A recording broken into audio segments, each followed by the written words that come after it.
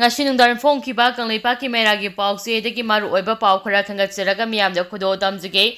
Imphal Ziri lambi ki khwaidagi fataba mafam sing semjindriba fawba driver sing steering thadopagi khongjang sangsingkhrai National Highway number 37 Imphal Ziri bam lambi paringda khwaidagi ka hena fibam phatriba mafam ahum mari ase ngasidagi semjindina gari chathok chachin tawba yahandrabadei lagliba tang kungamari fawba truck driver singna steering thadongnabagi wareb laukhrai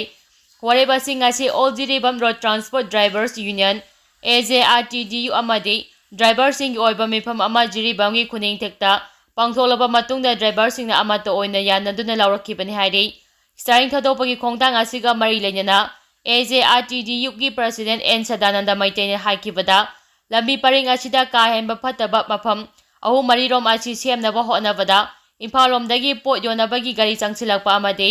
Ziri romdagina pochai thana yawba gari singna chapalep tabana phatriba lambi asi sembagi awaba mayoknare lambi asibo semleba agency sing lambi asida chaliba gari sing thaidok thajin tawduna laibana lambi sembagi thabak tawba ngamdrei maram asina ngasidagi hauraga lakliba tangkunga mari fawada lambi asi semliba authority na matamga chunaba maungda semjin chajilaba matungda lambi asida tekta kadina chatnaba warepnare haiki mahangna hai mari leinaba department na ahemba pangal Sakti Sijinaduna NI Sajiga Sabengi lambi fataba mafam sing asi semjin binaba update tawrakhi amaramda steering thadopaga mari leinana driver aman hai NI Sajiga Sabengi lambi paringi phibam phatabana maram oiraga mafam chadaba singda gari khamba isingi awaba mayoknaba kaya thengaduna lagle score singna ngak senduna gari sing purabasu lebak irang leibana kuki singi area da gari khambada pamdaba thodok kaya thokpa yabagi singnaba leirabasu ngasi fawba driver singna thawai khobakta haptuna gari thauduna lakli maram aduna tha asigi kungani thoidagi kungamari fawbagi manungda lambi semba loirabadi mathangi numita gari chenaba sem sajare aduba kariguma tang kungamari fawbagi manungda lambi semba loisindrabadi makhatana steering thadopagi khongjang changsilakani haina phongdokhi miya mipungi thaba amata lamlai AC da tawbiganu hauji oiriba lebaki luraba tanpham asida miya mipai thabaiba yaba thabak toram Sengai thungai tawba amadi miha mipungi thaba amata lamna AC gi mafam amata da tawbiganu loina khulnga pa amadi lantengnabagi mingda micham miyamda namthak tawduna miyamdagi sel khaiba pochei lawba khudakte lepiyu matam chaduna miyamda awaba pibagi thabak chatharamba thengnarabadi maduda tholapa afapata masa masana phangjagadabani hana lamnai kendra village volunteer force LKBBF ki commander in chief Y Bosan na khuyek piduna Thadoropa Chero amada khangalakli Chero achin hai lamnai AC asida matam chupada phibam semnaduna lairiba tanja asida AC asigi manungda mi puchilaklaga hatpa amadi phuba jaiba tawsinba se khwaidagi thak nemba wakholoni nakal amaromda lamnai AC gi lanfam kayada kanano karino masakhangdaba amadi saruksu yakhidaba lupna traga lanai miyoi singna mafam sida pamdaba thodok thoknaba simbiganu lebak ningmagi mingda drug saba khara khumjilaga Sengkha yuk sayom sana ba simbiganu LKBBF na ngasi fawba ACLC ki awa ana kaya puduna lakli ba si mafam sigi miyam na khanglibani loop amana traga lanai miyoi amana hekta changsinduna awal apa sabagi thabak tawbidana ba mari leina ba khudimakta LKBBF na appeal tawrakli DMU gi Ligora register teaching non teaching staff ki result lautholakpada yamna chaung lautuna ba manba maung khara thengnare mairoi loop taruk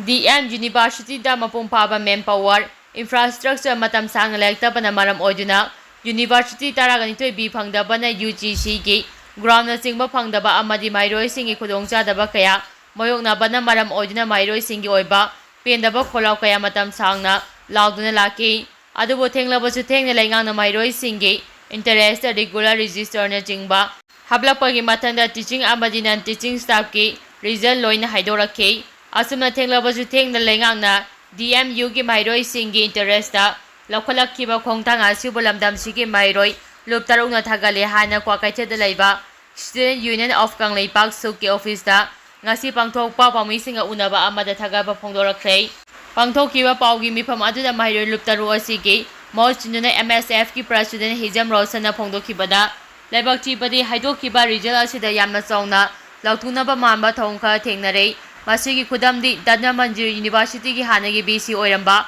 Professor N. Ras Mohan ki Matamda DMU ki Assistant Professor Marpuga Nipa Launabagi Notice Listing Aniga Sumna Kungi December 18 thoki Aduga Geology Department natawa atopa department singi resulna chaliba chai lising aniga sumna kunga mari gi kumga mapanda haidoke aduba GP gi ayaba yaude hajuna lengangna athingba thamduna chatna hankide mairoi singi irang laklaba matung chai asigi July 19 da amuk na hongnana result haidoke nangna haidorakpa result aduda hano oja Rasmon gi matamda haidorakpada yaukhiba bosni amadi physics department gi natana loine result achida yaurake adubu botni amadi physics ke interview nangna tawgani hani notice tholake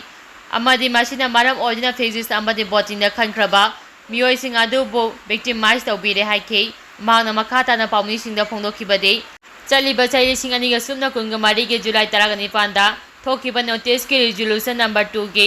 assistant professor ge table number C ge makhada physics amadi botni gi oina anaba interview ama tawgani hana palle subject ani sige interview nang tawgani hariba sige maramasi subject ani sige interview da subject expert singna piramba marking tabulation ado black talaram gani haibagini mashi thangai sengna tabulation ge asengba copy ado mangkhre haibani matau kramna atai subject singi mark tabulation copy lairaga subject ani sige na kamdong na mangkhibano haibasini mashi yamna lautuna ba manba thawang ama oibana inquiry committee ama chairman thiga pama thautai University की document सिंग आसे register की custody de laifam thoktabra haina suhangki